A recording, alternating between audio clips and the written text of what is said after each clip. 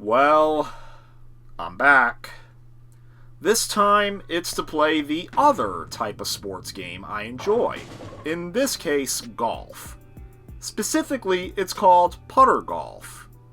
And after the nightmare I went through trying to get RetroArch to play this game, which, long story short, resulted in a good chunk of my save files getting nuked, this game better be worth it.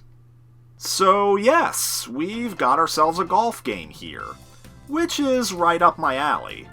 I hesitate to call myself good at it, but I do enjoy golf courses in real life, though mainly mini-golf. And of all the Mario sports games, Mario Golf is my favorite sub-series, with Toadstool Tour on the GameCube in particular being a classic for me. Just really relaxing to play with a wide course variety and an awesome soundtrack and visuals. Haven't dabbled too much with the Hot Shots Golf / Everybody's Golf series on PlayStation, but from what little I've played, I think I'd enjoy it. So, how does this budget price counterpart of golf compare? Well, first impression is that the main menu music is just barely legally distinct Mario Golf theme.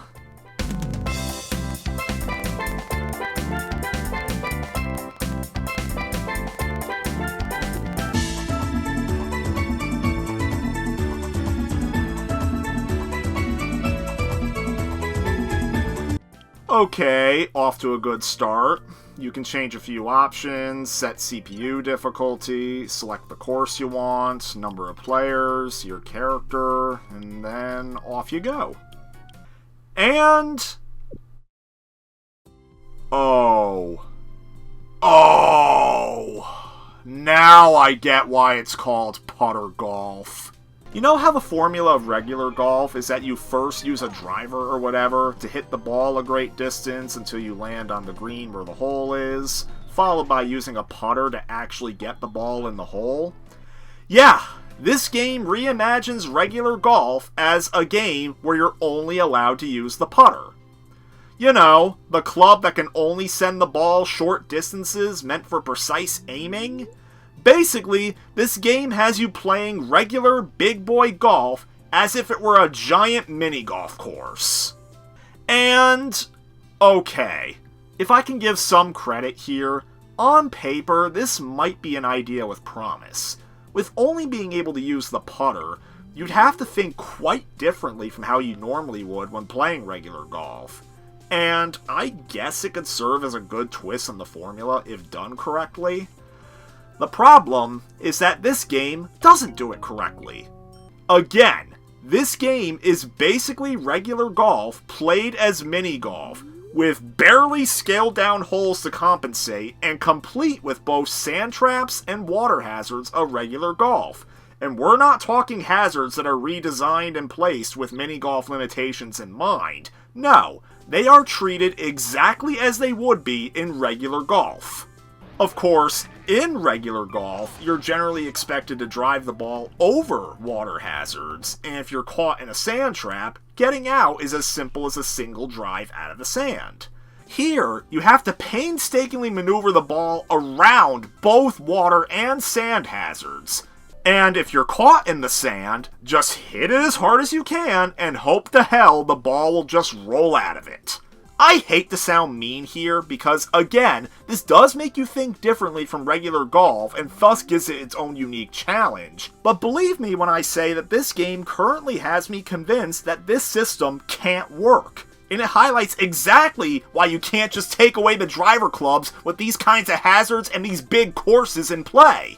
And it's not at all helped by the game's other, more serious problems. Easily the biggest issue I had with this game is that you basically get no feedback as to where your shots are gonna go. Mario Golf was great in giving you a rough estimate of where the ball was going to land.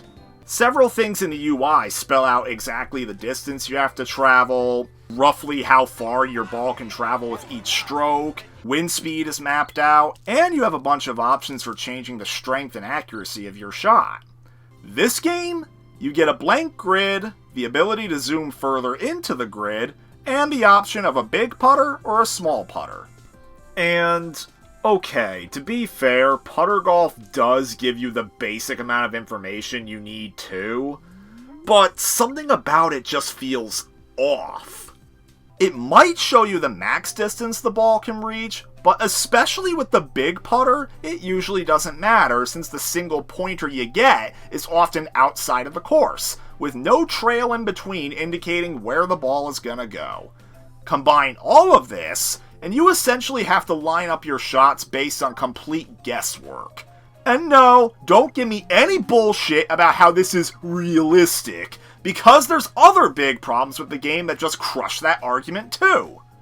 The first one being that the level geometry is just not well defined enough. With the exception of the really steep hills, most of each course just looks like a flat block. And guess what? Oftentimes, that's not true. Especially as I reached later holes, I ended up costing myself the par more than once because I couldn't recognize that the slightly jagged edges on the green of the course were actually slopes that were going to send my ball away from the hole. How was I supposed to recognize those were little slopes? I don't know, because sometimes similar jagged edges appear on the course, and it turns out they're perfectly flat.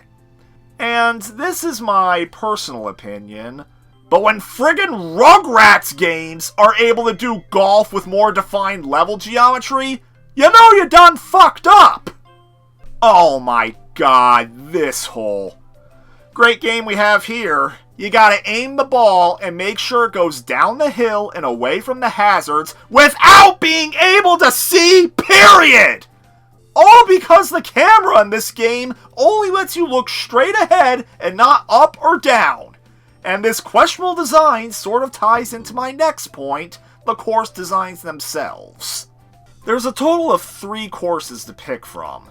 One that's just regular golf, one that inserts a variety of obstacles and tricks into each hole, and one that mixes up both styles. For the trick courses, you have a variety of different things here that can help or hinder you. Stuff like boost pads, teleporters, conveyor belts, and hidden tunnels.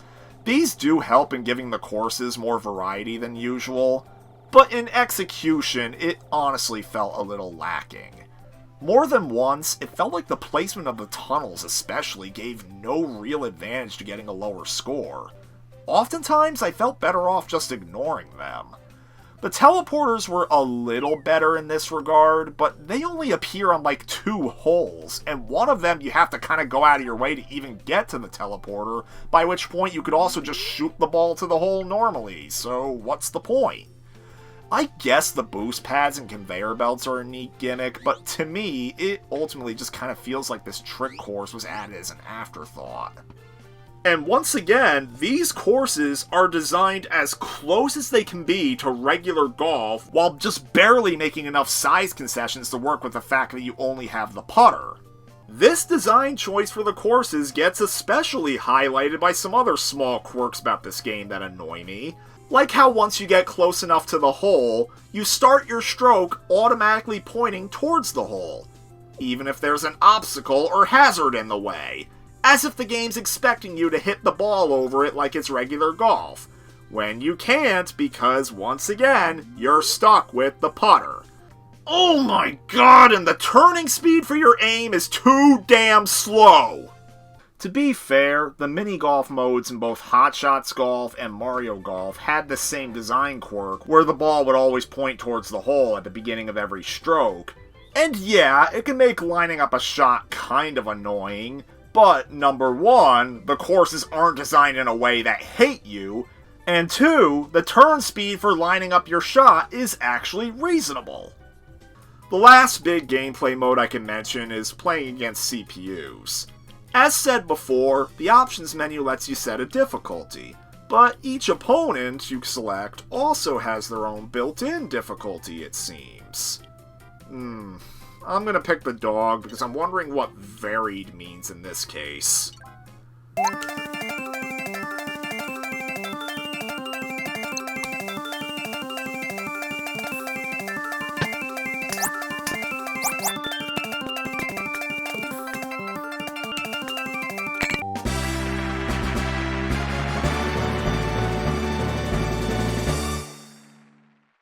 I admit I didn't try the other CPU opponents, but I'd hazard a guess that they're better than they let on to.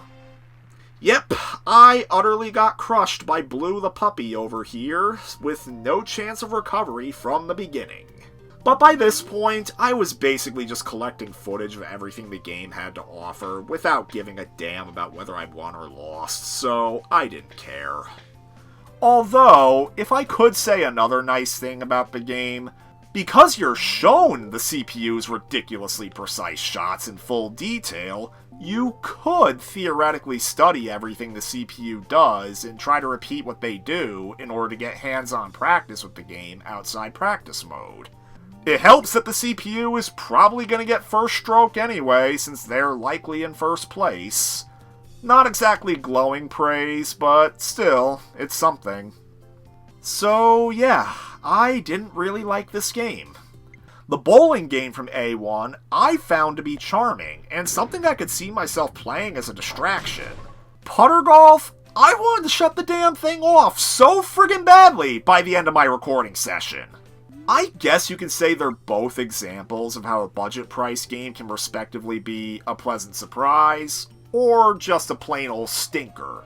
Yeah, Mario Golf and Hot Shots Golf were more expensive games, but in this case, I think they're examples of the higher price being worth it.